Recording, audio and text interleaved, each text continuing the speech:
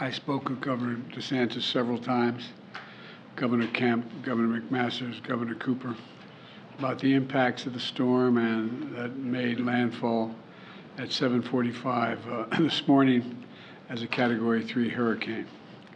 And it's moved over land and is now shifted to Category 1, but it is still very dangerous with winds up to 75 miles an hour. And the impacts of this storm are being felt throughout the southeast, even as it moves up the eastern coast of the United States, affecting Georgia, South Carolina, North Carolina. And we have to remain vigilant, and there's much more to do. I just came from the Oval Office where I met with the FEMA administrator, who's standing to my left here, and our federal response folks. And early Monday morning, long before the storm made landfall, I spoke with Governor DeSantis and approved an early request for emergency declaration to enable him to have the full support ahead of time to protect the people's lives in the state of Florida. We surged personnel to Florida to help the state move people quickly to safety and out of a danger zone, and to help the governor and his team to the greatest degree possible in advance of the hurricane's arrival. And I directed the FEMA to redeploy resources, including up to 1,500 personnel and 900 Coast Guard personnel throughout the southeast. I directed Administrator Criswell to stay in close touch with the governor. She was with me when I was speaking to him as well. And I guess he's maybe tired of hearing both of us, but he seemed like he welcomed it. As a matter of fact, I've asked that she get on the plane and leave for Florida this afternoon. She'll meet with Governor DeSantis tomorrow and begin conducting the federal assessment at my direction.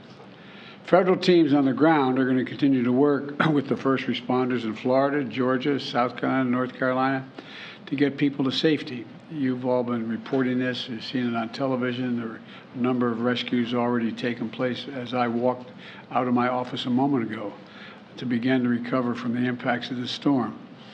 I let each governor I spoke with know if there's anything the states need right now, I'm ready to mobilize that support of what they need. I don't think anybody can deny the impact of the climate crisis anymore. Just look around. Historic floods, more intense droughts, extreme heat, significant wildfires have caused significant damage like we've never seen before, not only throughout the Hawaiian Islands in the United States, but in Canada and other parts of the world. We've never seen this much fire. And while we're dealing with this latest extreme weather event, I remain laser focused on recovering and rebuilding efforts in Maui. We were out there, and many of you were there as well. It's devastating what happened there. When I took office, I directed my team to raise our game in how we lead and coordinate our responses to natural disasters. And because I've been around a while and I've known how these function, to ensure we met people where they are, when they need our help the most. Because of the devastation of wildfires from California, New Mexico, Oregon, Washington State, Idaho, Louisiana, we've learned a heck of a lot. A lot of damage in the meantime, but we've learned a heck of a lot. And we're putting the lessons we've learned to work.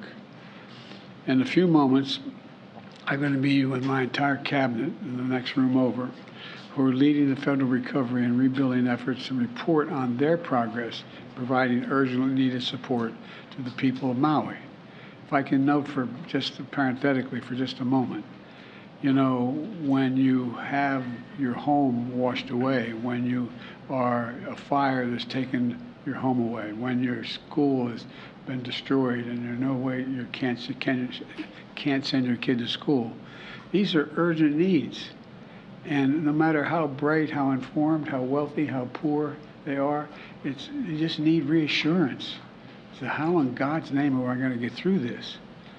Well, Jill and I saw the devastation in Maui firsthand. And I want to thank Governor Josh Green, who's doing one hell of a job. Along with their congressional delegation, there's total unity out there. And for everything they're doing to support the recovery effort.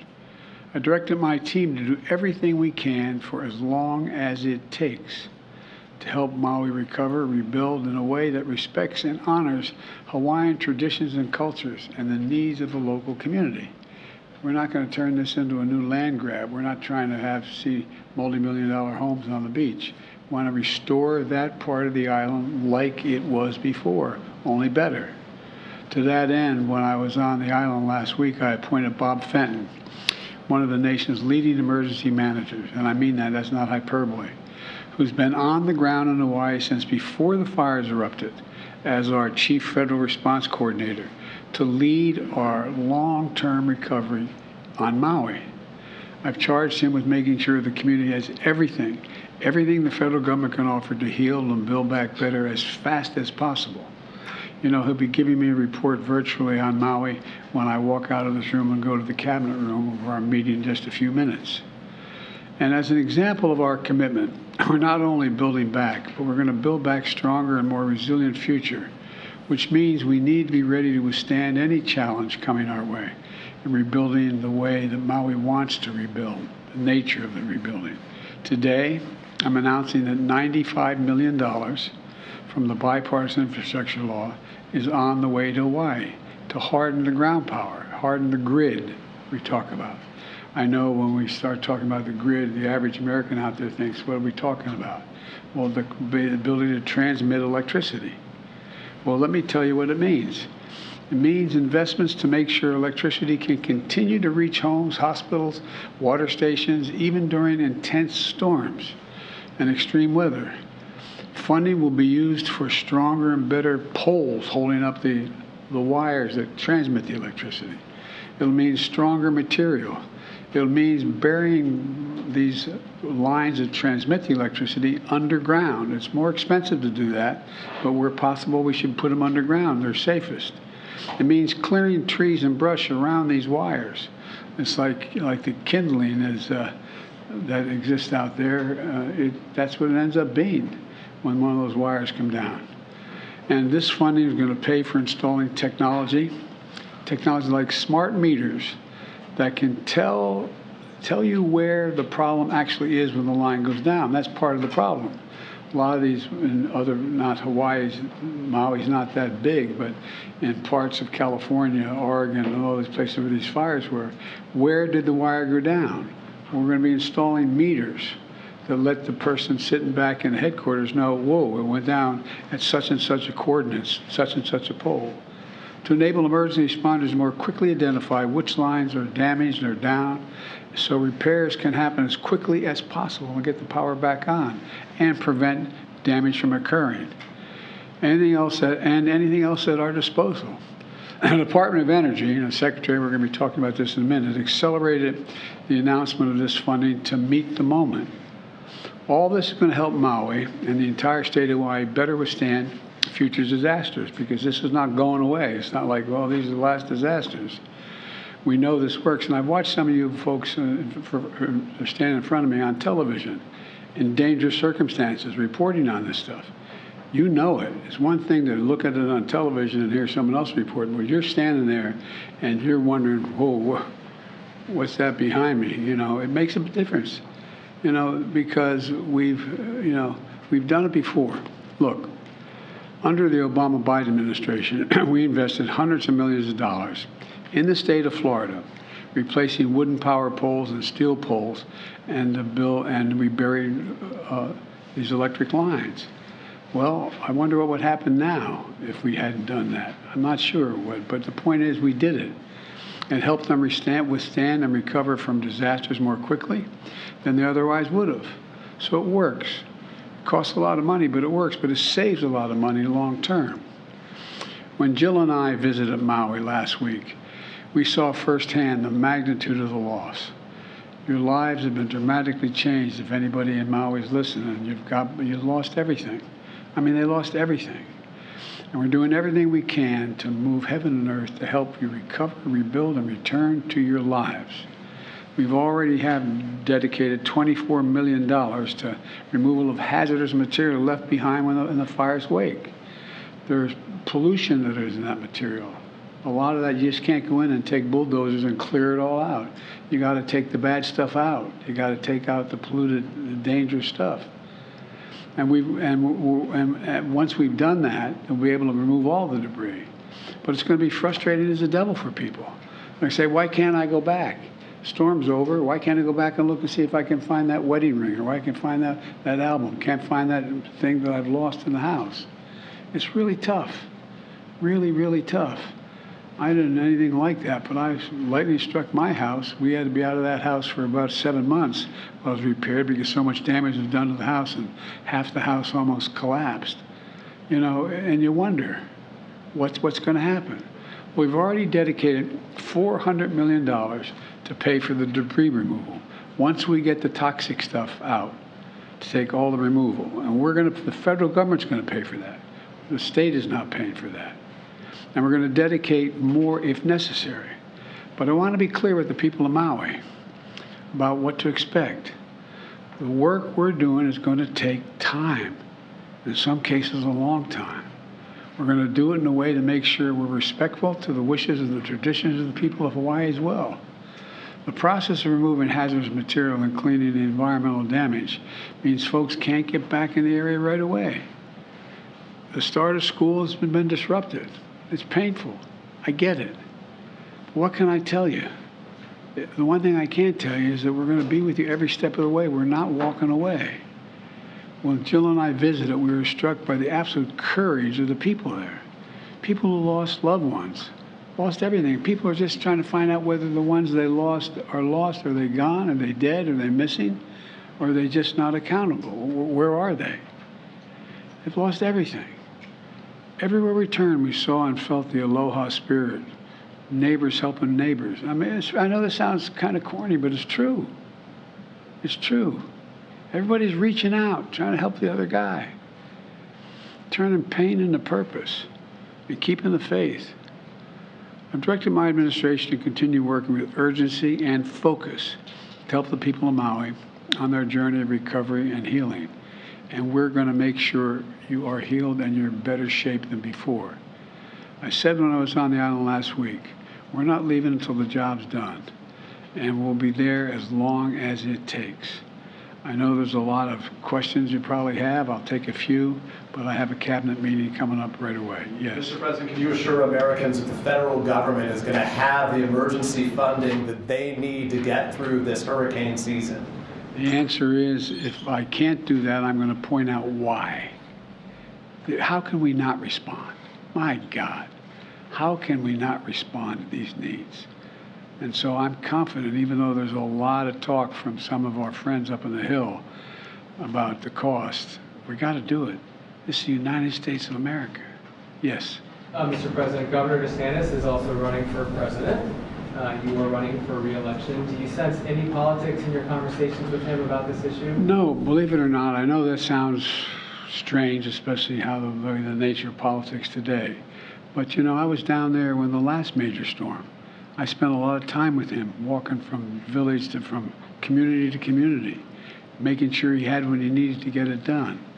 I think he trusts my judgment and my desire to help, and I trust him to be able to suggest that this is not about politics, it's about taking care of the people of the state. Mr. President, on the hurricane, in your conversations with the governors, is there anything that you've heard from them that gives you pause?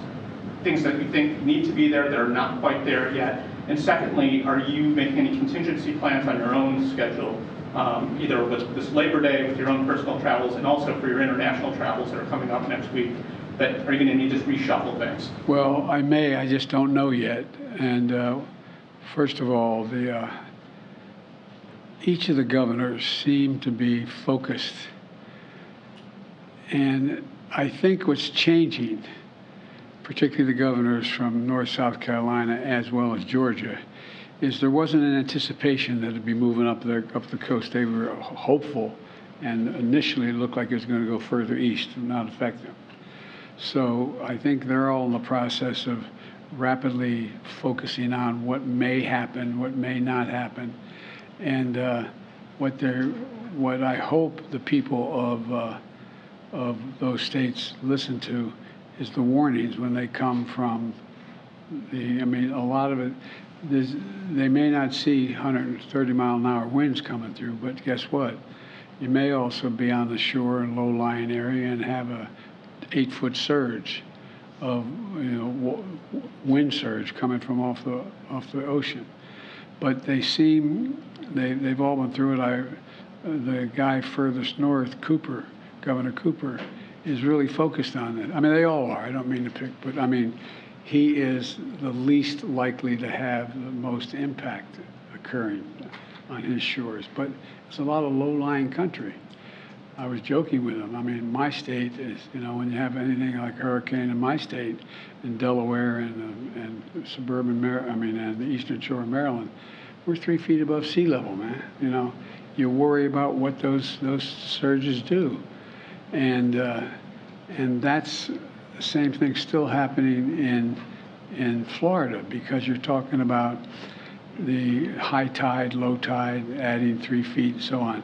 So I found them all to be laser focused on what their needs were, and I asked them, but I think they're reassured that we're going to be there for whatever they need, including search and rescue off the shore of the Coast Guard and Coast Guard helicopters and the like. Mr. President. Mr. President, I have a question for you about, we talked a lot about power lines and having stronger poles. I was curious, some power companies have talked about potentially shutting off power when there's sort of high wind incidences for vast parts of the country. And I'm wondering if you think this is sort of an appropriate response by power companies, or if you think that they should be working to sort of harden their infrastructure more than just ending power when there's a I think storm. both. Look, it's very expensive to secure these power lines.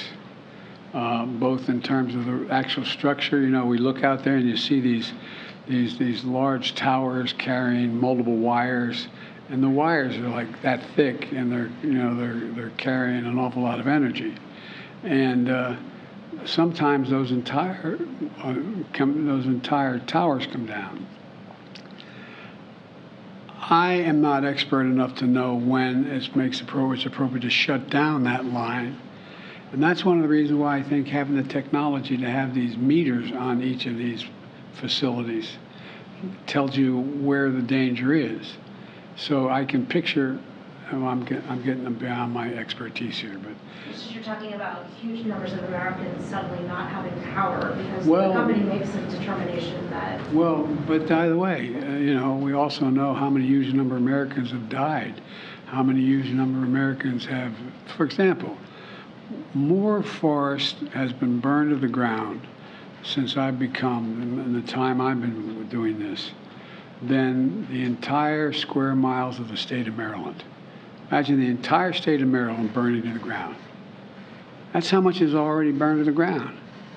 So I think as we try to harden the capacity to transmit energy, it's not irrational to make a judgment that you may have to, in a certain circumstance, shut off the power. I just don't know enough to know the detail of how to do that. I mean, where that decision is made. That's why we're starting off. I was talking with Sherwood Randall, who handles this for me, about the need to put these meters along these so we know where the power is going down. You may be able to shut off parts. I just don't know enough to know that. Mr. President, are you concerned at all that a potential government shutdown would impact the recovery efforts? And what is your reaction to House Republicans who say that they're launching an investigation into the federal response in Maui? Well, I welcome a federal response in Maui. I think that they should go out and talk to every elected official, from the mayors to the governors to the United States senators to the congresspersons. I welcome, and once they go out and see it, then I'm sure they'll provide the money. Thank you all very much. Any concerns about your friend Mitch McConnell's health? By the way, I just heard literally coming out, and Mitch is a friend, as you know, not a joke. We always, I know people don't believe that's the case, but we have disagreements politically, but he's a good friend, and so I'm going to try to get in touch with him later this afternoon. I don't know enough to know. Do you think he's Thank fit you. to serve and should run for the election? Are you running? I am not, sir. Okay, all right. Thank you. Thank you.